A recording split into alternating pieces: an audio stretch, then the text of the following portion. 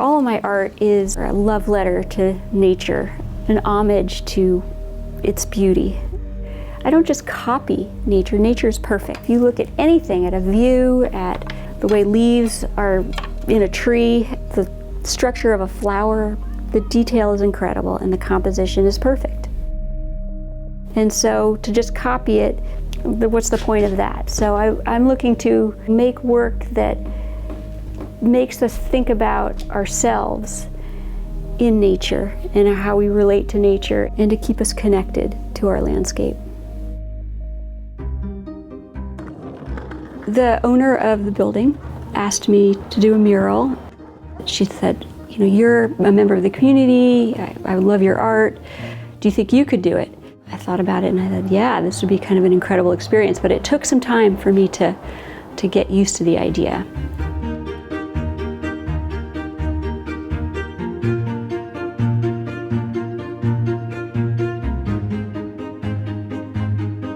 The environment is really what inspires me. Nature really inspires my work. It totally drives my art, so it made total sense to pick an issue that was really central to my artwork so that it would really mix.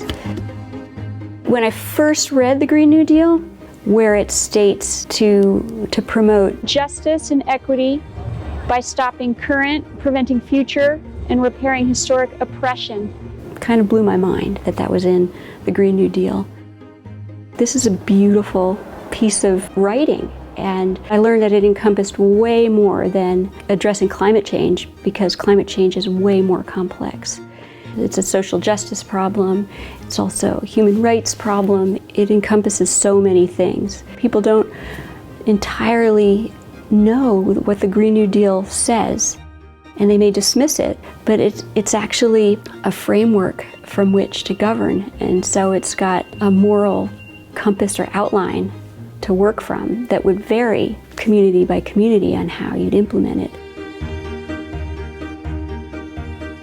I decided why not juxtapose something really explicit next to something really abstract, and then work with color and the expression of the words and the expression of the shapes to sort of say the same thing, so that there could be this back and forth. Typical sign paintings, like, you know, barbershop, you know, or like hair salon or coffee shop. I knew that I was going to just have to kind of go back to old school techniques, which was like just chalk and a level and a ruler, and try to, you know, make the layouts, you know, kind of work with each other. David Benzler, a remarkable sign painter and a talented artist, created the lettering and the layout and the design of the lettering. She has a list of what she calls the emotions that she has as a relationship to certain colors that she chose in the mural. My liberty kind of begins and ends with responding to the word choices and what they mean to me. What was amazing was that he really responded to the language of what these things said, but also he brought the art and craft of sign painting to it.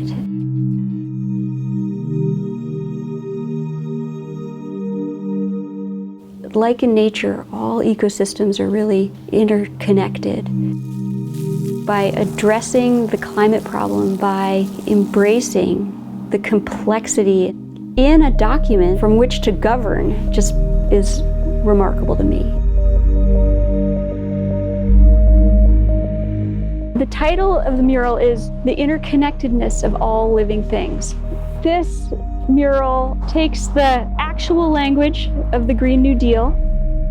It really celebrates the beautiful words. House Resolution 109 is the Green New Deal, and that was introduced into the 116th Congress, the first session, in February of 2019.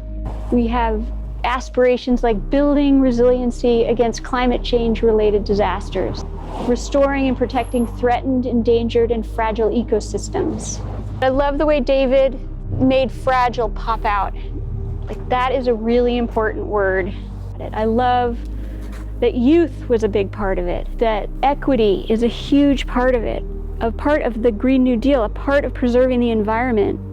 To have these be the guiding principle from which to create policy seemed amazing.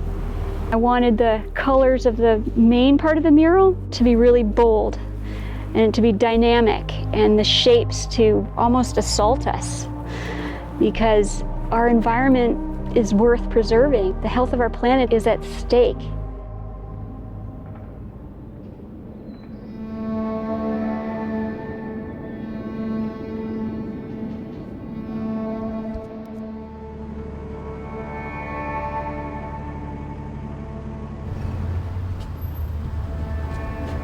I know it's public space, but you know what? This is important, this issue. I mean, how can it be commie propaganda? I would love to talk to this person. I wish I knew who it was.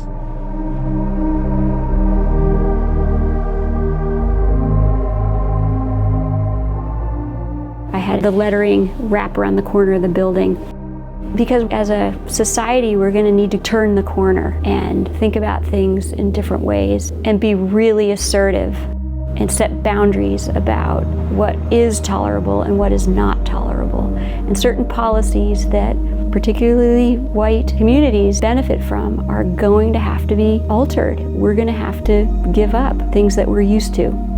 I'd like to argue that a lot of things will be better.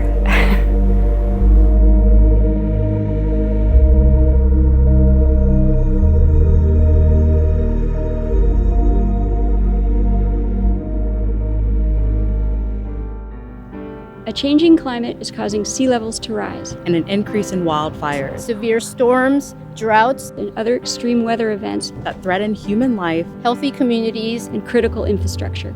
It is the duty of the federal government to create a Green New Deal.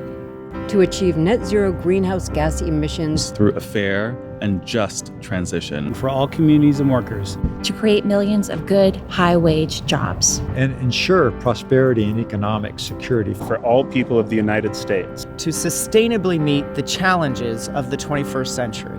To secure for all people of the United States clean air and water, climate and community resiliency, healthy food, access to nature, and a sustainable environment.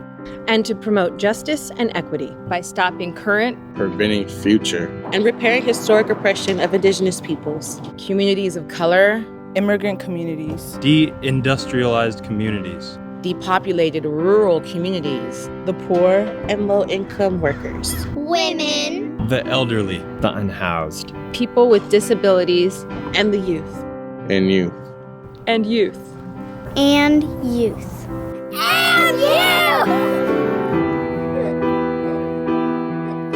So that's what we need to do. We need to get behind the Green New Deal to protect the planet. We have to.